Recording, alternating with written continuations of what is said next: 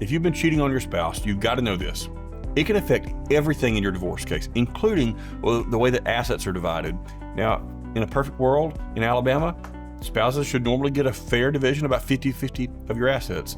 If the court can assign wrongdoing to you and think that your marriage would have lasted forever if you aren't running around on your spouse, then they may assign wrongdoing to you and penalize you financially for that, and your spouse may get a bigger share of your family assets. So you got to know, it can affect you negatively. People think, it's my life, I'm gonna do what I want to. It doesn't affect anybody else.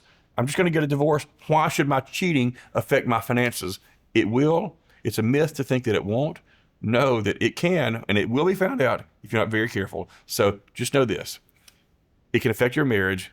It can affect your finances. It can affect your divorce case. So if it's found out, and it will be, you need to make sure your lawyer knows about it up front so we know how to address it in your case. Okay, it's a myth to think that the cheating in your marriage won't affect the parenting time you're going to have with your kids at all. Now, although you think, hey, I can be a good parent without being a good spouse, that may be true. But if you've been cheating and establishing patterns of maybe bringing people around your kids so they meet girlfriend after girlfriend or boyfriend after boyfriend, that's a bad idea. Or if you're taking them, God forbid, to unsafe places where you're meeting people or whatever, those things are going to have an effect on your divorce case.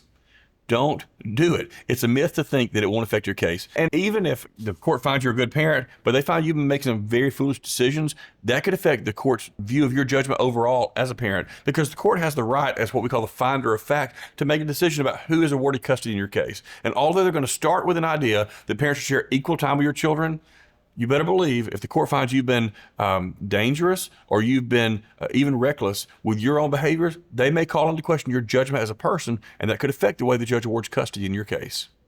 Spousal support or alimony may be one of the biggest ways that cheating or infidelity can affect your divorce case. Marriages are made to last forever, and when they don't, and it's because of the actions of one person, especially through adultery, the judge may take that into consideration when they're awarding alimony. Maybe the length of time you pay, maybe the amount, or maybe whether or not it's awarded in the first place. And so if you are cheating in your marriage right now, you better know it could cost you financially. Or if you find out your spouse is cheating, you better make sure your divorce lawyer knows that, because we need to plead that in your divorce complaint, and we need to use that to your advantage financially in your case.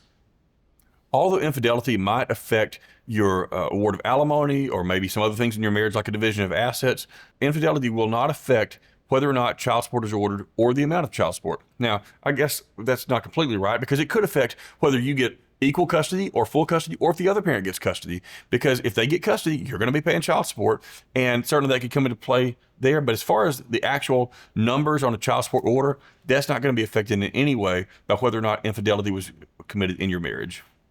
If you've heard all these myths about cheating and the way it affects your divorce, maybe through books you've read or things you've seen online or things your neighbors or your friends have told you, and you don't really know what to believe, you need to talk to somebody who's experienced in handling these cases every day all across Alabama. I invite you to call us right now, see if the myths you believe are in fact true.